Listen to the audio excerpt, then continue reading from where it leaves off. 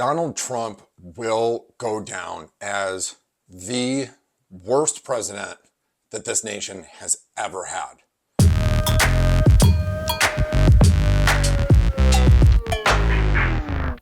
What an absolute disaster. That meeting with Zelenksy and Trump and Vance and bringing in Marjorie Taylor Greene's boyfriend to harass him about what he wears. What an absolute shit show. This is the worst Oval Office meeting the world and history in America has ever seen. All because of Donald Trump and his horrible negotiating skills. The art of the deal, get the fuck out of here, bro. You absolutely are a awful negotiator. Awful. I'm going to explain very quickly why Donald Trump's style of negotiating is so bad for leadership and so bad for America. There are two ways to negotiate a deal, okay? Distributive and integrative, all right? Distributive is trying to get as much of the pie as possible. It is trying to get paid as much as possible. It is, what can you do for me? How do I benefit the most? The problem is there is zero thought given to future deals or future negotiations. All right, this is the problem. Go back for the past 30 years on Donald Trump's real estate deals, and you will find not dozens, but hundreds of people who say that they were fucked over. Hundreds. The casino, there are people who have never been paid from building Donald Trump's casino. Never. He put small businesses out of business because he did not pay them. It is getting as much of the pie for himself as he possibly can for $0 if he can. Or it's you pay him as much as possible. All right.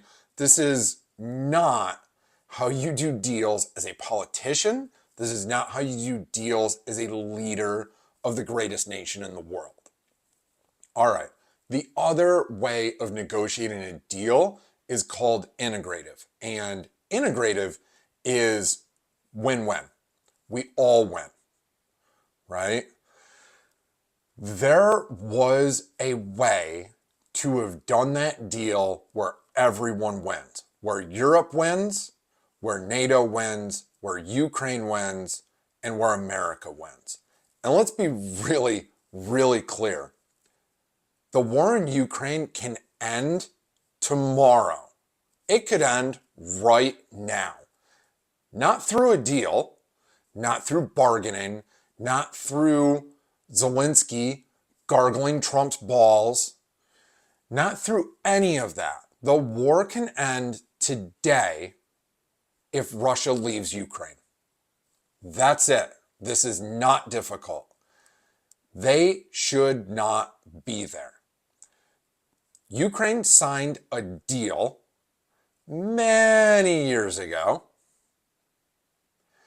when they gave up their nuclear arsenal. They had nuclear weapons that were left over from the Cold War. And when USSR broke up and ceased to exist, became Russia, and all those former Soviet bloc countries were on their own, and they became their own countries,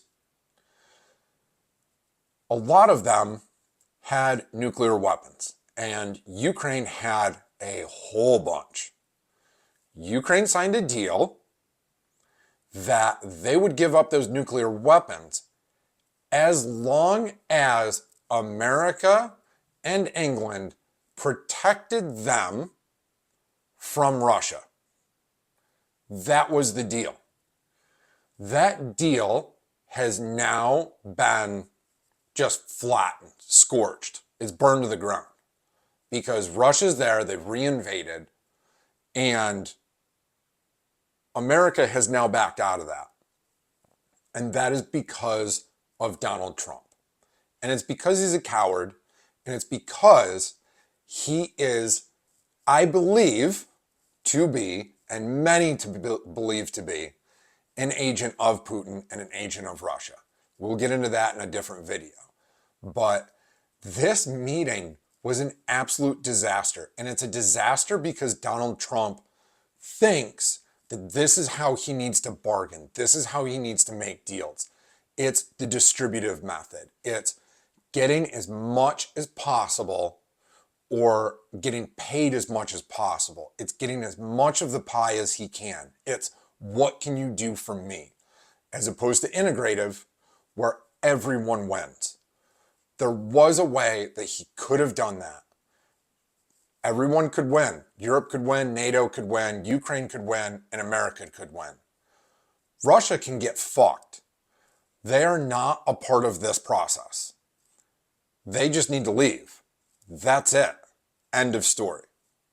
They shouldn't be there. And Trump should be doing everything he can to honor the original deal of defending them because they gave up their nuclear arsenal. Now let's get into the rest of the meeting. JD Vance jumping in with, "Have you said thank you in this meeting?" I don't know why the press is not pushing this piece of video more. You can find it. The first words, the first sentence out of Zelensky's mouth is, "Thank you for inviting me here. Thank you. I'm glad to be here. Thank you for inviting me here. Thank you for this opportunity." That's literally the first thing that he says. But once the meeting devolves into a complete shit show, JD Vance thinks that he's going to be a tough guy and pipe up with this, "Have you said thank you?" That was 100% a setup. Absolutely. By far, that was a setup. And then the other setup is Marjorie Taylor Greene's boyfriend, who claims to be a journalist, jumping in with, "Why don't you wear a suit?" This question was asked to Zelensky many times in the past 3 years, and he has answered this question. You'll notice that this question has not been asked in quite a while to him. And the reason why is because he's answered it multiple times. He doesn't wear a suit because he doesn't want his people to see him as a normal politician sitting in the big house, making decisions, living the good life, while his boys are dying on the front line. So it is a show of solidarity that he wears that simple uniform, either a t-shirt or a sweatshirt or a sweater, and that's it. And he wears almost military style pants. That is a show of solidarity that he is doing everything he can to try and help his people while they are at war. And even he said it, "I'll wear the costume when the war is over." When the war is over, he can go back to rebuilding his country and he can go back to being a politician, right? Right now, he's the leader of the army. And the leader of the army is dressed like he is going to war, which he is. This question is absolutely ridiculous. And let's be clear. Marjorie Taylor Greene's boyfriend should not be in that room. He's not a journalist.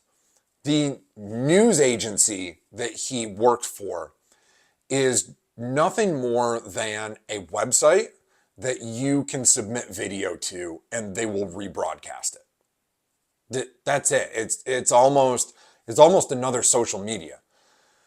If you look up that website, I promise you, you've never even heard of it before. If you look it up, they're so far right and they're so far biased. And on top of that, not credible. And they're not credible because people are just shooting video and sending it in and they're just rebroadcasting it with zero fact checks. Zero. So anything you see on that website is most likely just opinion and garbage. The only reason why he is in that room, well, there's probably 2 or 3 reasons, but the number one reason is AP, Associated Press, were kicked out of the White House press pool. So they're not invited into the Oval Office because they refuse to switch over naming the Gulf of Mexico to the Gulf of America. So because they refused to do that in the reports, they got kicked out. Because they were kicked out, this left a slot, and that slot was filled by Marjorie Taylor Greene's boyfriend. That is the only reason why he was there. And because of who he is associated with, they then picked him to ask that question. No other respectable reporter in that room would have asked that question because it is completely irrelevant to what is going on. And on top of that, the question has been answered multiple times before. This was a setup and an absolute shit show. Donald Trump will go down in history as the worst leader that this nation has ever had.